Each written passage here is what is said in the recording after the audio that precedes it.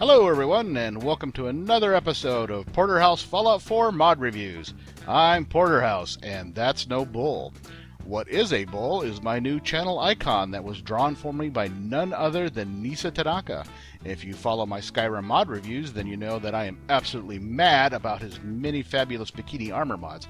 And he was kind enough to make it for me, and yes, the bull is wearing a fez. Also, I wanted to remind you all that I have a Twitter account. And you can follow me to get announcements, sneak peeks of upcoming reviews, and more. So follow me today. The link will be in the description. For today's review, I got 3 smoking hot mods. First up, we have the Scar Heavy by the shiny Haxorus. Now, I have seen some sexy weapons mods before, but this one is super sweet. Now, for those of you who don't know, the Scar Heavy is a real-life weapon system designed for the Special Forces.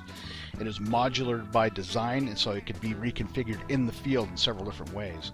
A SCAR stands for Special Operation Forces Combat Assault Rifle, and the H denotes it as the heavy version, which fires 7.62 by 51 millimeter rounds, as opposed to the SCAR Light, which fires 5.56. Now, I have handled and fired the civilian version of the SCAR Light, and I found it lighter than you might think from its appearance. The stock at first seemed a little clumsy to me, but soon it felt natural as could be. What the shiny Haxorus has done here was bring this firearm into Fallout 4, and he did so with a ton of bells and whistles. Now, you can take the weapon to the weapons workbench, and you can add and remove 3 different types of sights, 4 different types of receivers.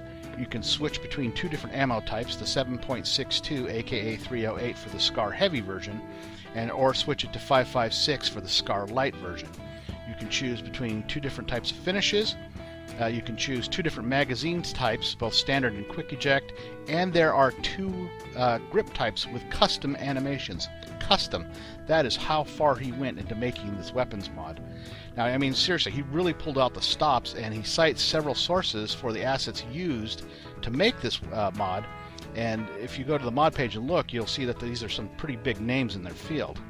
Now, to actually get the weapon, you can go to the Concord Museum, where you first meet Preston, I Got a Job for You Garvey, and Mad Mama Murphy, or you can just cheat and use the console. But if a mod author goes through the trouble of actually putting the weapon in a game somewhere, you should go check it out that way. Honestly, if they went through the effort, you should make an effort to at least enjoy that part. Now, towards the end of the review, I'm going to show you this fine weapon in action, and you will get to see how effective it is. Next up, we have the AN94 Abakan by Corvalho. Now, this is a sexy, sexy weapon, and you can tell that the mod author definitely put some love into its creation. Now, like the SCAR, this is another real-life weapon, and despite its appearance, it is not a Kalashnikov design. This rifle was instead the brainchild of, and let me pronounce this slowly, Gennady Nikolaevich Nikonov. It was supposed to have replaced the AK-74 as the Russian military's main battle rifle, but due to its more complex and expensive design, it never saw widespread use. Being a clever modder, Corvalho brought this weapon into Fallout 4, and he did it in a big way. Now, to get this unique rifle, you need to go to the dugout in Diamond City and just root around in the back. Keep in mind that the game will think you're stealing it, so be careful. I just want to note the location makes perfect sense to me, being that the dugout owner and his brother are Russian, and it's a Russian-made rifle, so there you go. Once acquired, you can take the AN94 to a weapons workbench and mod it to your liking, and you have dozens and dozens of choices. This includes all of the standard receiver types, 2 barrels, 5 stocks including a folded one, 8 different magazines, 6 scopes including an awesome Spectre scope, 4 muzzles, which also includes an awesome new high-tech suppressor. You also get a huge choice of rounds in various calibers, various types, and added effects. So if you wanted a 50 caliber armor-piercing incendiary round, then you can have it. Now, finally, you can choose the finish, and there are a number of cool options in this already.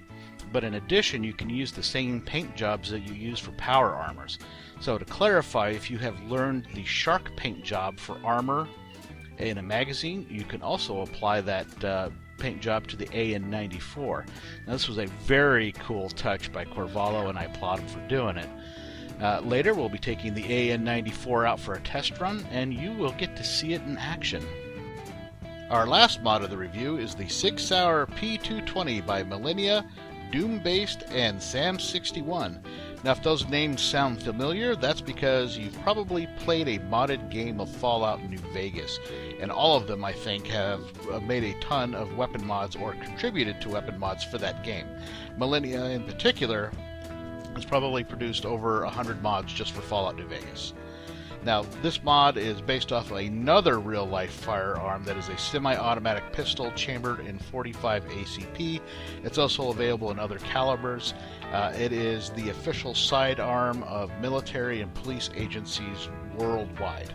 It is a very popular pistol. The authors have introduced this to Fallout 4 with a great deal of style and accuracy. Both the mesh and textures make it look like the real-life thing.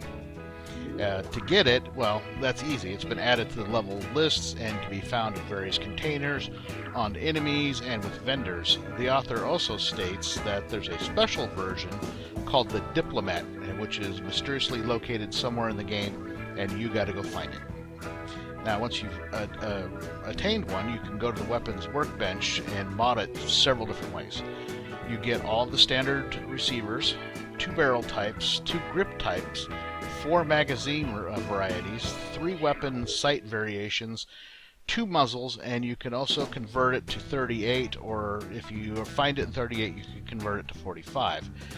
You can also add an attachment mount, which will give you even more options, including flashlight, 2 different types of lasers, and additional weapon sights, and if you really want it, a bayonet. Now comes the portion of the review where I will take the mods out for a test drive and see how they perform in game. After that, you'll get to hear my assessment of the mods and any critiques I might have. So sit back with a beverage of your choice, relax and enjoy. We will be back in a bit. Who's there? Find him and kill him! Fucking hide from me! Time to have some fun! This ain't personal!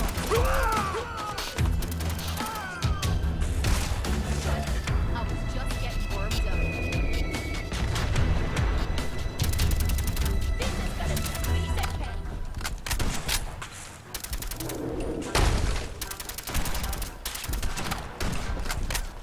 Oh.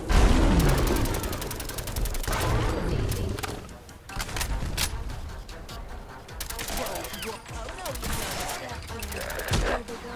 know how to show a girl a good time. Someone there?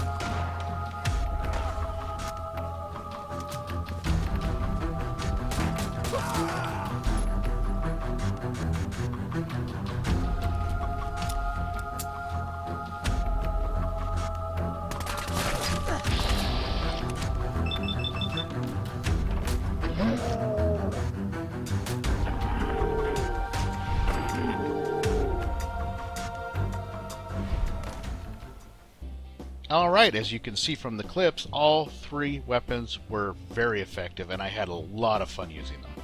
The Scar Heavy, in particular, is a beautifully made weapon. The shiny Haxorus did a marvelous job recreating it in Fallout 4. The variety of available mods for it is outstanding, and the custom animations are perfect. I don't even really have a critique for it so much as a suggestion. it could use some larger magazines. In real life, there are 25 and 30 round magazines for the Scar Heavy, and even higher capacity for the Scar Light. It's just because I always seem to run dry just as an approaching enemy was almost down. Other than that, I have no other nitpicks, and I highly recommend that you download and try out this mod. The AN94 was a whole lot of fun. I love the fact that it is highly moddable in so many ways, including the finish. Now, in a fight with the larger caliber mods installed, it really kicked ass. I will say you will definitely want to have the recoil reducing stock installed, though. That thing does have a bit of kick to it. Corvalho did an outstanding job recreating this real-life rifle in Fallout 4 while still making it a lot of fun to use, and I recommend that you download this mod. You will not regret it. Lastly, we looked at the Sig Sauer P220. All three mod authors did a bang-up job, pun intended, of bringing this popular sidearm into our game. It was very effective in combat, and it was damn fun to use. As per their passworks, the pistol looked and performed absolutely perfect. The custom sounds were very well done and recorded at just the right levels. I found this mod to be top-notch quality, and you need to get it for your game. That's it for the review. If you download these mods and like them as much as I do, please remember to endorse them. Vote your favorite up, and if the authors have a mechanism in place to donate money, please do. Doing all of that encourages the authors to keep on modding, and we all want that. Finally, if you enjoyed my review, please remember to hit the like button and subscribe if you have not already done so. Well, once again, I'm Porterhouse, and I will see you in the next review.